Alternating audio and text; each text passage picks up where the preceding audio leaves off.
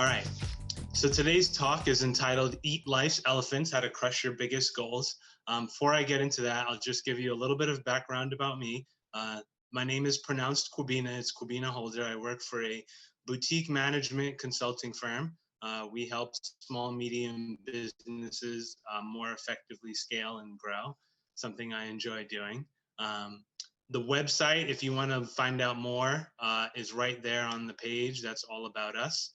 And that's me on Twitter if you'd like to follow there as well. Although, truth be told, I don't tweet enough.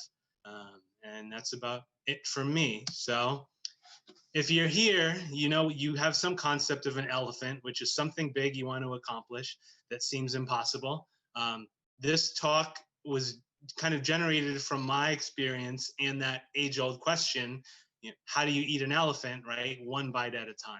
So I'm going to hopefully show you how to eat the elephants in your life one bite at a time and, you know, help you to crush all the goals that are in front of you right now.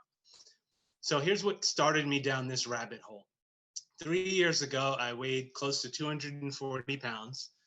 I recognized I had to do something, but the question was what? Like, what could I do to actually take action? And so what I'm going to highlight here is how I started my journey, right? So I controlled what I ate and how often. I controlled going for micro walks. I controlled having a cheat day and doing small celebrations, right? And so this whole talk is about the idea of how a lot of times we focus on the big goals, but if you can do small things, you can accomplish whatever goals or elephants you're trying to eat. So where are elephants in life? I've put them into kind of three buckets. Career elephants, maybe you've just started a job and your aspiration is to get to the C-suite level. Or maybe you want to start and build your own company. Or maybe you'd like a side job or a side hustle as a professional chef or a photographer. There are passion elephants that might be in your life. One type is called proficiency elephant or proficiency goals. Maybe you'd like to write your own music and play guitar. Maybe you'd like to be a, you know, part-time actress or something. Or another set of passion goals are your hobby goals. You'd like to become a marathon runner, or a mountain climber, or a black diamond skier. And then what I'm calling personal goals. Maybe you've got health personal goals. You want to see, you know, you're not living a healthy life and you want to see your kid graduate from college. So, you know, you need to make changes. Or, you know, you want to purchase that dream home and you don't make nearly enough to get there. All of these are considered elephants.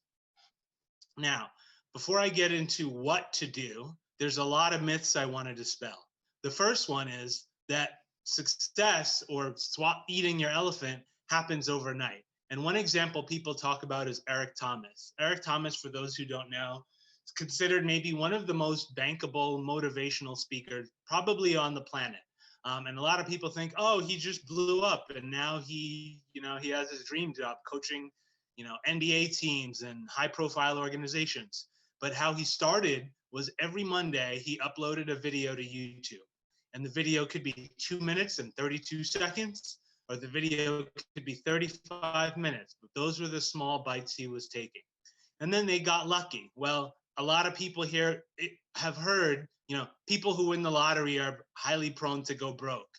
Well, they did get lucky, but you know who the ones who don't go broke do? They already had financial discipline. So when luck came, they could take advantage of it. The other two, you can kind of lump them together. This idea that just do what you love, when in fact, it still takes work to accomplish whatever your goal is. And then focused on what you do best, right? Think like Kobe Bryant, for instance. A lot of people say, oh, he's, you know, a gifted player, but he was only truly gifted scoring. He had to put in the work to get the defensive skill set he needed to become what his elephant was, which was one of the greatest of all time. This slide, there's about 2 or 3 slides in this whole presentation that I'm going to argue are the most important things you want to take home. And this first one is the motivation ability graph.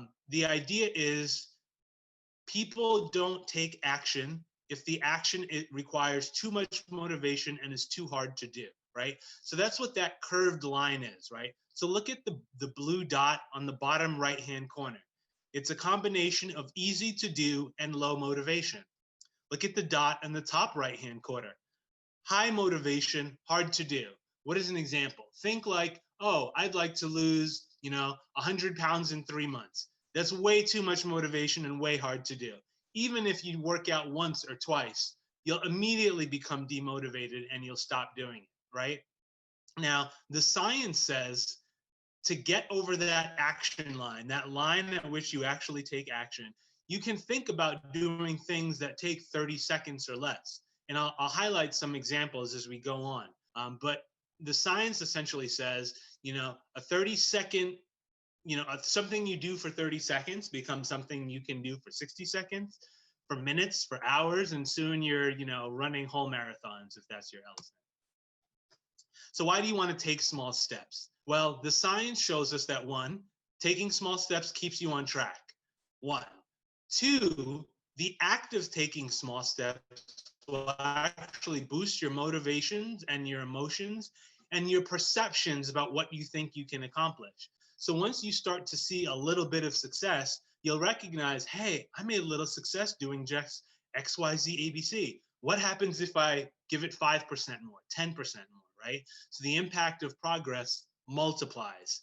And you'll begin to literally imagine yourself differently, right? If your goal is a financial one, to buy a dream home, you'll begin to see, wow, I've saved, a couple $1,000s in the last month. I think I could buy my dream home in 2 years. And literally that thought will propel you to go to the next stage and the next stage. One way to think about it is called the Kaizen Way. Kaizen is a Japanese word. And one definition I like is continuous improvement. The idea is you take embarrassingly small steps that helps you do what they call bypass the fear stage. Think of it as the same thing as the action line, right? So let's say you hate your job and you want a dream job. Well, quitting tomorrow is a high motivation, high hard to do job, right? So instead of doing that, take a few moments a day and imagine your dream job, just 5 minutes. What are the things in my current job that are awesome? I would like to see in my next job. What are things I don't get to do that I would like to do, right? You do that often enough and you'll go down the rabbit hole and you'll figure more and more about how to land your dream job. Let's say you want to get in better shape. Instead of, I'm going to get a gym membership and go to the gym 5 days a week, take an embarrassingly small step. March in front of your TV for 1 minute during a commercial break. Now, some people will think, really, Kubina, 1 minute commercial break? I'm being honest with you, and the science backs it up. Once you do it for one commercial break, eventually you'll do it for two, then you'll do it for all the commercials. Then after your favorite show, you'll go for a 30-minute walk. If you're trying to get healthier, right, instead of I'm going to go cold turkey and stop drinking caffeine, try, okay, Friday, I'm not going to finish my whole cup of coffee. What'll happen is eventually you only need a sip of coffee on Friday. And then one Friday, you'll walk into Starbucks and you'll walk right out. You don't need the caffeine anymore. If there's something interesting you want to learn, it could be daunting to read whole books, right? So instead, take an embarrassingly small step. Get a book on something you want to learn and only go through the table of contents and read only the interesting chapter. And if you like it, read the next interesting chapter. But the whole idea is feel confident that taking embarrassingly small steps will help you out. All right, so you get that. Take small steps. The second thing is called habit prompts. When do you remind yourself to take these small steps?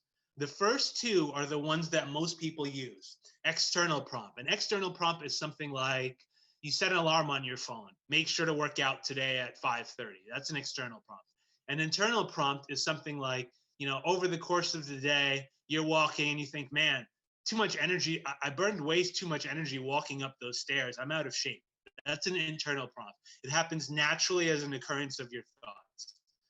Both of those things are too easy to ignore. So what you're supposed to do is recognize number 3, action prompts. What that means is it's the completion of one behavior triggers the next action and leverages the momentum of the previous act.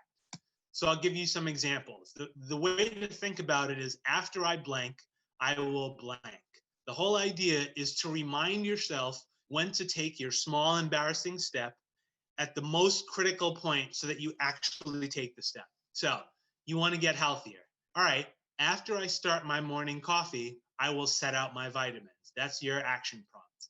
If it's to get in better shape, okay, after I walk in the door from work, I will get my gym clothes ready and drop them off. Now, every time I walk by, I'll have a reminder in the evening, go to the gym. You want to become an artist, right? Don't try and paint a perfect thing in the beginning. Say, after I sit down on the train, I'll open my sketchbook and then commit to just draw for 60 seconds or the whole train ride eventually. Maybe you like to become a more positive person or a motivational speaker. Well, after I put my head on my pillow, I will think of one good thing, or I will think of one way to motivate someone. Now, this idea of blockages isn't applicable to everyone, but to those who it is, this is actually going to be quite powerful. The idea is sometimes you have an elephant in your life because of blockages, right? Habits that you've developed that give you joy, peace, comfort, and that have enabled you to get this, giant elephant that now you want to eat. So one might be, you do certain things for stress. Say smoking cigarettes. You want to quit smoking. Your parents have always smoked. Your friends always smoke. No one quits. The idea of quitting smoking is a giant elephant to you. You recognize, all right, I happen to smoke when I get stressed. All right, how can I deal with stress? Maybe it's mindfulness training. Maybe you tell yourself, when I get stressed, I will breathe in and out for 60 seconds, right? Things like that. Another blockage you might have is that you sometimes need stimulation. Maybe, you drink 2 or 3 Mountain Dews as pick-me-ups, but you recognize that's too much caffeine. All right, figure out some other way to stimulate yourself. Maybe it's, jotting down what your aspirations are and kind of getting juice from that. Maybe you'd like to have a better marriage, right? And you've discovered that what's made a wedge is that your need to decompress causes you to do things that separate yourself from your spouse. Recognize that, design and I'll go back for a second, your after then I will statement based on how you decompress. All right, so there's 2 things now that will help propel you to make sure you stay on your track. Or it's actually one thing in 2 ways. And that's what type of motivation will you rely on? The first is positive, which is an aspirational motivation. I would love to raise $20 million for my next company. That's positive. Then negative, fear. If I don't change my health, I won't get to walk my daughter down the aisle, right? Neither of the 2 is considered perfect, but I'll share 2 things. Research suggests that successful people are more often positively motivated. That does not mean that you always look for positive motivation. Sometimes, depending on where you are and what your elephant looks like, you want to start with fear. And here's an example. When I went to IBM, my first job out of undergrad, I was in sales. And I sold servers that cost anywhere from maybe $50,000 to $1.5 million. And when they trained us, they said, look, when you get in front of a business owner and you want them to spend, millions of dollars, ask them, what will happen if the system you have goes down? And they might say something like, oh, I'll lose $10 million. And you say, is that just one day? And they'll say, well, no, now that I think about it, a 10-day outage is more likely, and that'll cost me, $10 million a day for 10 years. And so my responsibility was to remind that business owner, you're looking at $100 million loss, right? If you don't do this, you will lose $100 million. That negative motivation is still incredibly powerful. I said there's a couple slides that are the most important. The first one was get over the action line, take something small. The second one is to take small celebrations. The more you do small celebrations, you'll help in habit development, your confidence, and your motivation will increase. Here's the thing to make sure you do though. Frequency of celebrations is more important than size. And I'll give you another example. There was a gentleman named Roald Amundsen who was all he liked to do was, travel and accomplish outsized goals. And his goal was to be the first to get to the tip of the South Pole and plant his country's flag. So he had a crew of people he assembled, and they knew he brought all the necessities, right? Alcohol for meds, food, things to feed the dogs because they were taking sleds, things like that. But what they didn't know he brought was, alcohol for pleasure. He bought a gramophone and music to listen to. He bought books to read. He bought party chests so that every, couple of days they would party. Well, why did he do this? Think about what his elephant was. He was trying to get a group of men, hopefully there were some women there too, and get them to cross this frozen tundra, probably months at a time. It's freezing, it's snowing, every day looks like the last day, right? So he knew if I could instill small celebrations, what some people call shine opportunities, the mode of the people on his team would be enlightened and they would make the journey. And he actually succeeded, and was the first to get to the South Pole, even though he wasn't the most funded, because in part of small celebrations. So find an outsized goal and then look at small bites and then celebrate all of your small bites. Now, what are some ways you could celebrate? For me, one of my celebrations was music. So when I ate, what I thought I should eat for that week, I might buy, one of my favorite new tracks that I heard on the radio, and that was a celebration. Maybe you're into video games. All right, maybe your celebration is you buy a new video game. You like shopping for clothes. Okay, go to the store. Doesn't have to be expensive clothes, right? Just, something small celebration that matters to you. And I would challenge you to even think beyond things that cost money. Sometimes you can think of small celebrations that cost next to nothing. I read a story about a married couple who were saving for retirement, and they knew that when they hit their retirement number, they would have enough funds that every Friday night they could go to a swanky restaurant that they wanted to attend that was adjacent to a hotel lobby. And so when they did the right things that week, right, maybe they made lunch instead of buying, and, made coffee at home instead of going to Starbucks, whatever they did, every Friday they would get home from work, they would cook, eat dinner, and then they would get dressed in their best attire. And they would drive across town to that hotel lobby adjacent to the restaurant, and they would just sit there and talk and have conversations and meet new people and enjoy the ambiance, right? They had a fancy night out, and it literally only cost them gasoline. So I can't harp this enough, that if you take small celebrations, it'll boost your mentality and your confidence in the fact that you're making real progress and that you're getting above the action line. So now that you're taking steps and you're celebrating, now you got to figure out, all right, how do I self-correct, or how do I course correct? Based on what I've learned, how do I adapt what I'm doing and how I swallow or how I eat my elephant? To get there, here's some interesting research. Many people know this 10,000 hours theory. The whole theory is, or the science, if you want to call it that, is that it takes 10,000 hours to achieve mastery. But here's something interesting. To reach proficiency, the argument is you only need 20 purposed hours. Purposed hours means you thought highly strategically about what you want to learn, and you ignore everything else that isn't on that list. So let's say you want to become a part-time musician or a full-time musician, and you really have no music background. So you say, all right, I'll pick up a guitar. So you pick up a guitar and you learn the basic chords, and you decide, you know what? The type of music I appreciate the most is jazz. All right, now you're going to think strategically about your purposed hours. I'm only going to learn, jazz scales. I'm not going to learn, classical scales, etc. Right? Those are purposed hours. That's you figuring out, now that I know where I want to go, how do I strategically spend my time? And think about it in terms of this way. If I only get 20 hours to take these small bites, what small bites should I take to get there? And here's the last thing, all in the same category of research for self-correcting. And that idea is that if you get a good night's sleep, it helps your body kind of reassess what it learns, rewire your brain, and solve whatever it is that's stopping you from eating your elephants or becoming proficient. I can actually give a personal example of how this applied to me. I can require many times in college, after this happened the first time, I began to trust it all the time, right?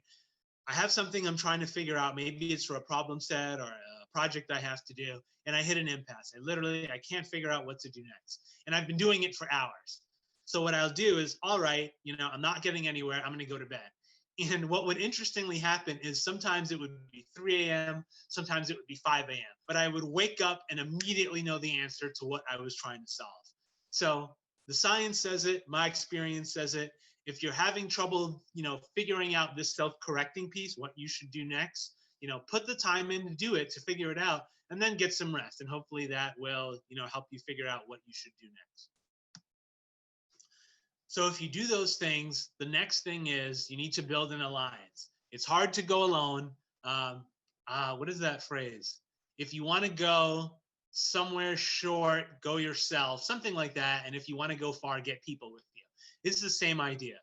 The research studies show that if you publicly commit your goals to someone, your chance of completing them is 65% higher.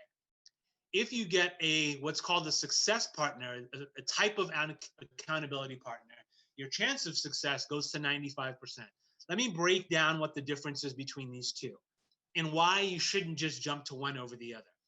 So an accountability partner is literally that, someone who they might not know, have experience in the elephant you're trying to eat, but just talking, knowing that you have to say, talk with them every Saturday morning is enough to make sure that you take action during the week. A success partner, which is that 95% statistic, is a little different. A success partner understands your space and has similar aspirations, right? So if you get a success partner, more successful, 95%. So why are both of these important? Well, if your elephant is new, right, you're trying to, you're the first person to save money for a dream home in your family, or the first person to start their own company, right? You might not have the network to get a success partner.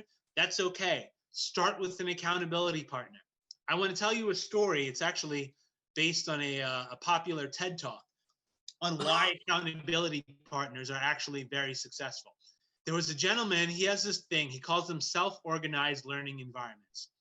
I'm going to try and get through this story quickly. It does take a little bit of time. The gentleman was in India, and he ran an experiment just out of pure curiosity. He went to an impoverished neighborhood where kids didn't know English. He installed a computer with internet and in only English, and he left them alone. And when he came back months later, they were fluent in English. Some people said, oh, it was a fluke. Someone came by and knew English and taught them. So he did it again, even further remote, same exact thing happened.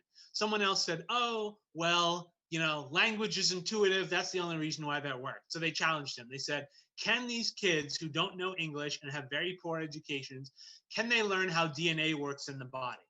And so he tried it.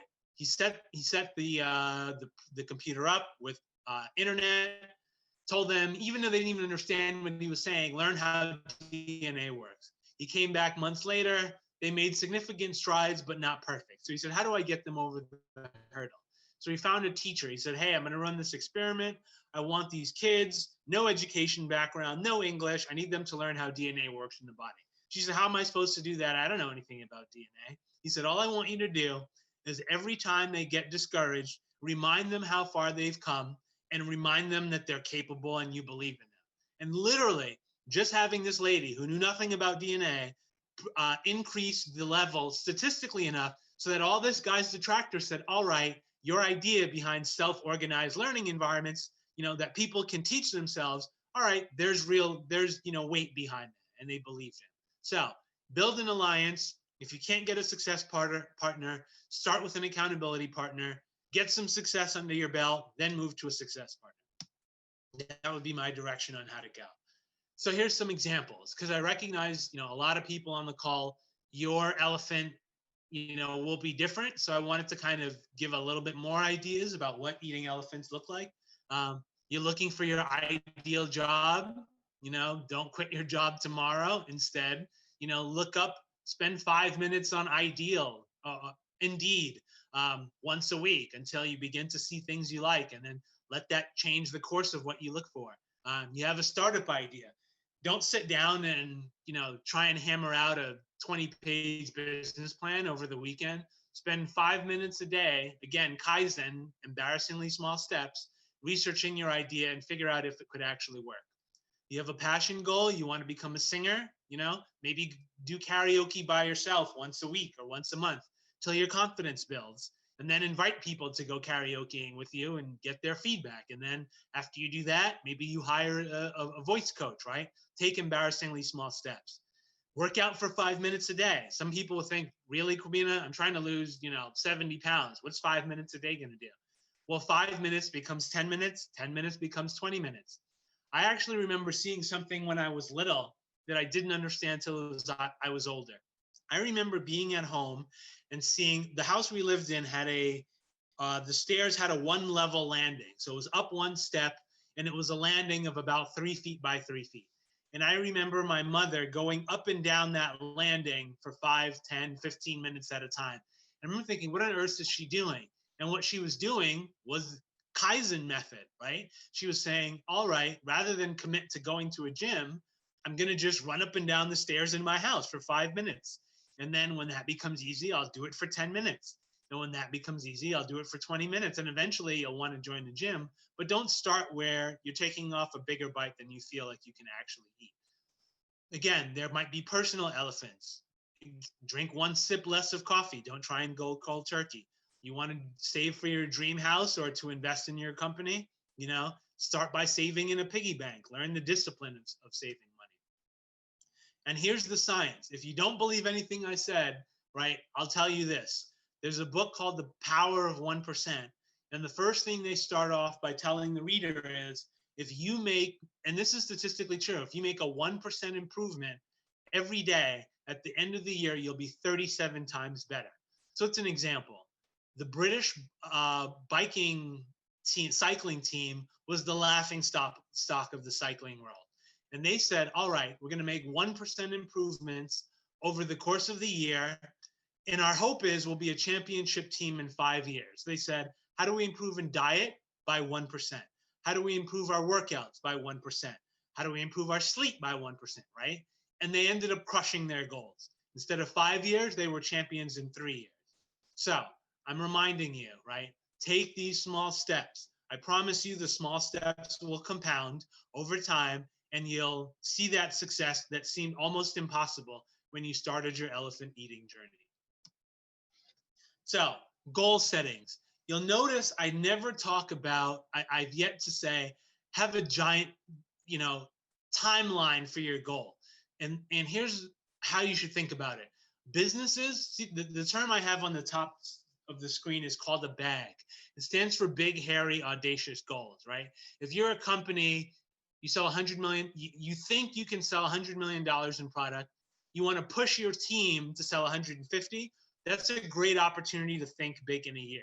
Bags work really good for organizations where teamwork matters and you need to believe in more than you can actually do. But for personal goals, and it'll depend on your elephant, if you focus too much on, I want to raise $20 million for my startup, it becomes kind of hard to stay motivated. Same for if you said to yourself, in January, I would like to lose 100 pounds by April, right? The more you focus on, geez, I'm so far from 100 pounds, the more you get demotivated. So you want to focus on micro goals. Celebrate. Recognize that you took small steps. Again, celebrate the small steps. Eventually, when you get closer to your big goal, then really start to articulate, all right, I'm almost at the end. How do I restructure the final parts of my journey?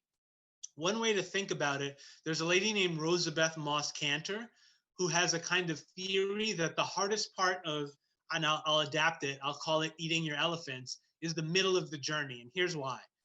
When you decide you want to do a big thing, I want to completely revamp my health so I can watch, my daughter walk down the aisle. The beginning is easy because you're super motivated. You're thinking, oh, this is going to be awesome. In no time I'll be healthy. And then reality hits, right? And the diet food doesn't taste as good. The workouts were more strenuous than you thought they would be. And you hit the middle. And that's where a lot of people lose track of eating their elephants. The beginning, easy. You're super motivated. The end, easy, because you see the light at the end of the tunnel. The only way you get to the middle is to keep your mind on the small steps and not try and focus on, how far and how long and how far away you are from your goals. So basically it boils down to trust the process. You do all these things and you have faith in the process and you'll stay motivated, right? Maybe you just became a high school sports coach at a team that's never been successful and you want them to become champions, right? How do you think about trusting the process? Well, I can design we'll rehearse one critical play a week that we could take during, a last 5 minutes of the game situation. And to get there, trust the process. I'll think of one play per week or one play per month, whatever that small step is. Take it and trust the process that your team will improve.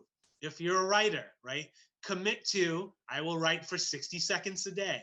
That'll become 2 minutes. That'll become 5 minutes. Soon you'll be writing whole novels. If you want to run a marathon, go for walks around the house, right? Just do your small steps and trust the process.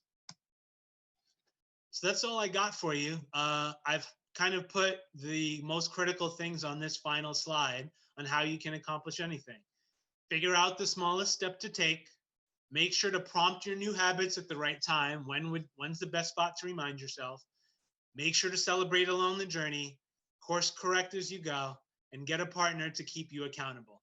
If you do those things, I firmly believe you'll eat your elephants, and you'll be inspiring other people to do the same things in a way you never imagined. So thank you very much.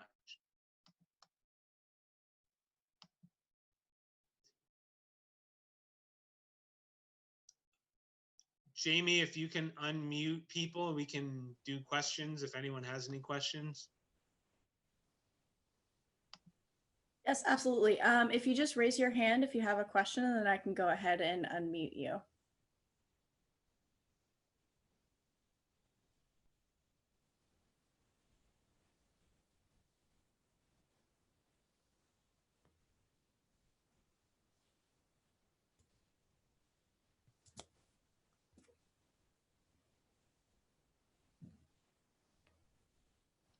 If the mute thing isn't coming off, maybe put something in the chat bottom center of the screen.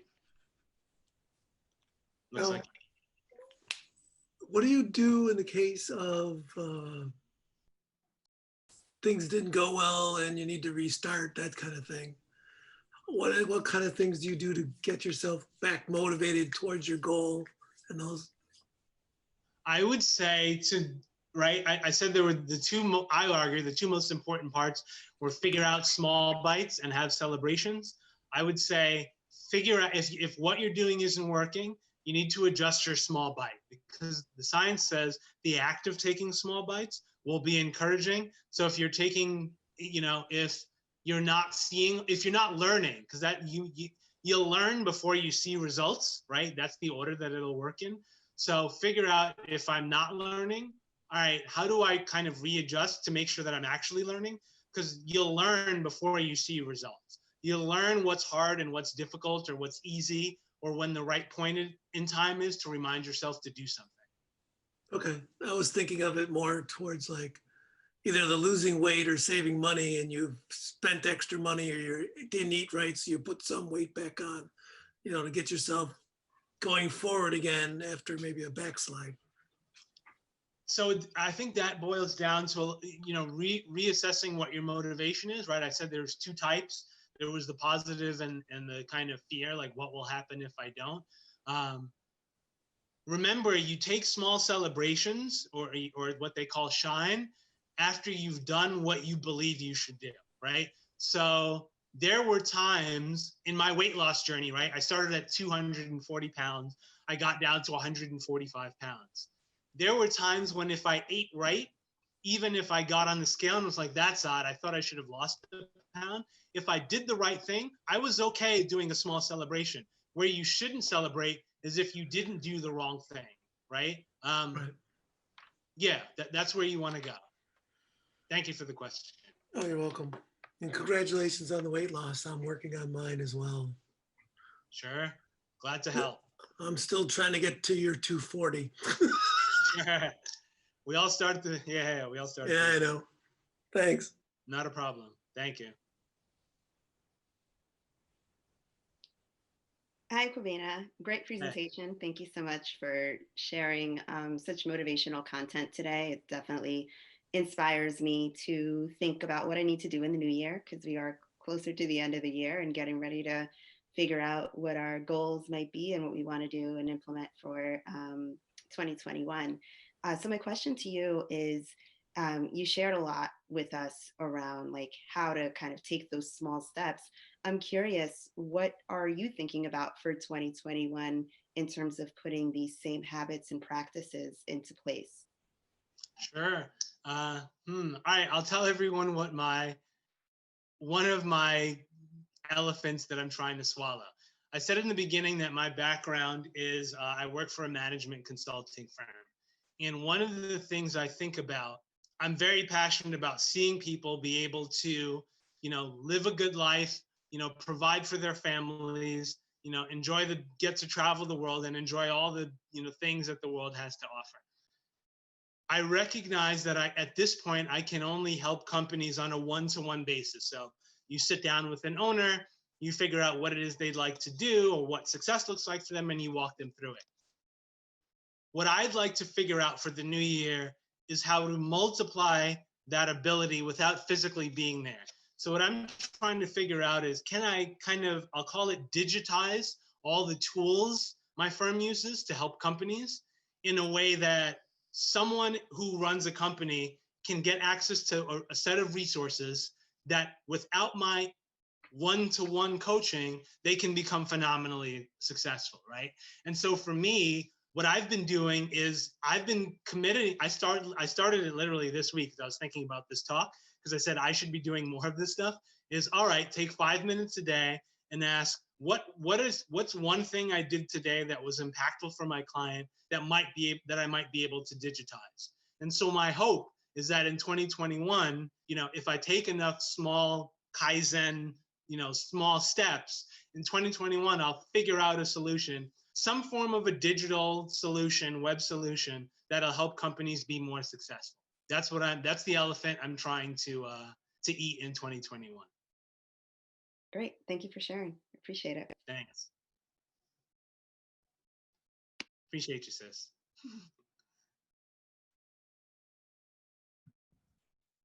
Hi. Oh, Hello. muted. There we go. Cool. Wonderful presentation. Quick question for you. If you could provide a little bit more information about having an accountability partner and like what you look for in an accountability partner, what's going to make that super successful, or what are things we should avoid? Sure. So you definitely want to make sure. All right. So if the accountability partner journey is new to you, you're going to start on the accountability partner side and not the success partner side. When you start on the accountability partner side, your question is, how do I figure out the right person? Well, one, it has to be someone, I'll call it aspirational, right? There's people who might mean you well, that if you go up to them and say, hey, I'm trying to eat an elephant of establishing, a better career. I want to start my own company, right? There's going to be people who mean you well who'll say, really, you want to start a whole company? That sounds like too much stress. Avoid that person at all costs, right? You'll tell them when you get there, and hopefully you encourage them to start their own journey, but you want to avoid that person. It's someone who literally, knows you, someone who is aspirational as well, and they don't have to know your space. The whole idea about an accountability partner in the beginning is just someone who reminds you and reaffirm to you that, you have what it takes. I've seen you, raise your grade in high school when you were failing. Like, little things are who they might remind you of. You might not, let's say hopefully this isn't the case, but maybe you don't have a ton of those people around you. Go to like meetup.com, go to a virtual event for people talking about something you're interested in, and then go to them afterwards and say, hey, what you did was inspiring. Do you mind once a month I just tell you, where I am on my elephant eating journey, and kind of go level by level. The more of your elephants you eat, the more you'll recognize the type of accountability partner you need. That's that whole part about course correction. Awesome. Thank you. No problem.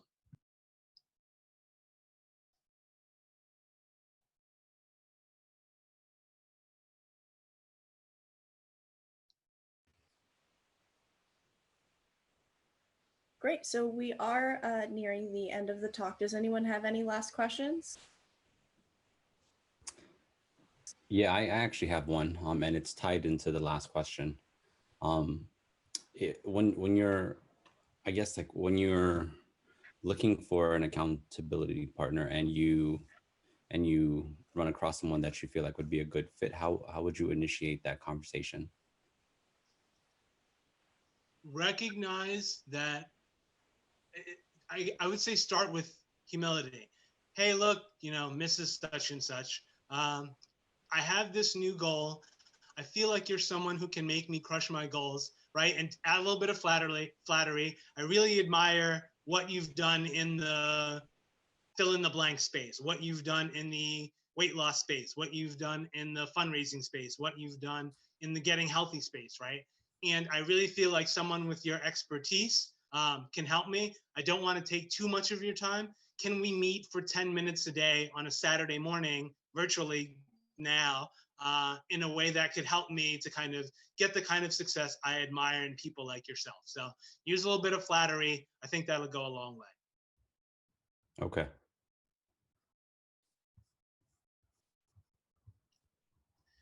All right. Well, if there aren't any more questions, appreciate all of you coming out.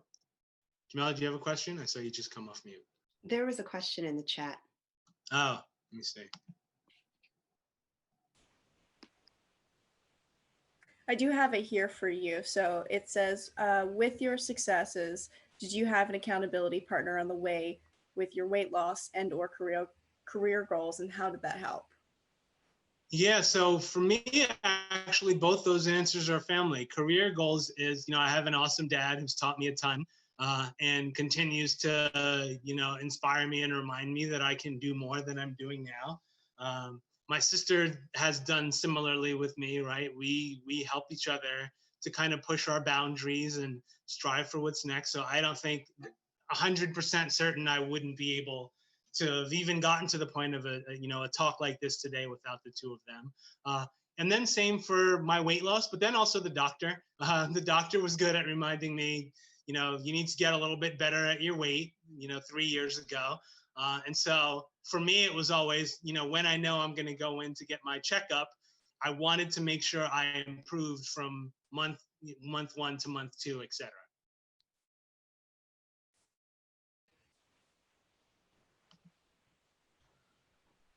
Great. Well, thank you so much.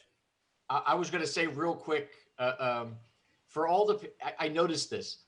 Accountability was the last 3 or 4 questions. In other words, an accountability partner were like the last 3 or 4 questions. For all the people that said that, I was going to say, do you want to contact each other just to talk about accountability and see if we can find people? Because we might not be doing the same thing, so we might not meet up. But to be honest, part of the motivation is, especially now being locked at home, I feel like I'm disconnected from the world. So like, I don't have anyone to talk to. I don't know. I feel like I'm completely, absolutely unsocial. So I figured maybe that's a good thing if people are trying to start something. So I figured I'd throw it out there at the end of this to say, why don't we just get together and chat and see if we can help each other find someone, even if it's not in the same damn, we're probably doing different things. But how about that? I threw it out there before we close this down. So that's it. Sure. So there's a Discord, the Discord channel for this talk is probably the best place to start that. So I would encourage anyone who, and I'll check it over the course of the day, and et cetera. So if people have further questions or you want to connect with other people from the talk, I would suggest you do that in the Discord channel. Yeah, because this chat disappears when it closes. Correct. Yeah, we could, as long as we connect up earlier. So definitely good. I copied your names down. Alina, I did have one question. Were there any resources or books that you think would be helpful, like that helped you inform your talk, that you think would be good for us? Sure. Actually, I have a slide. You can like screenshot it or something. Or could you put them in the This chat? one.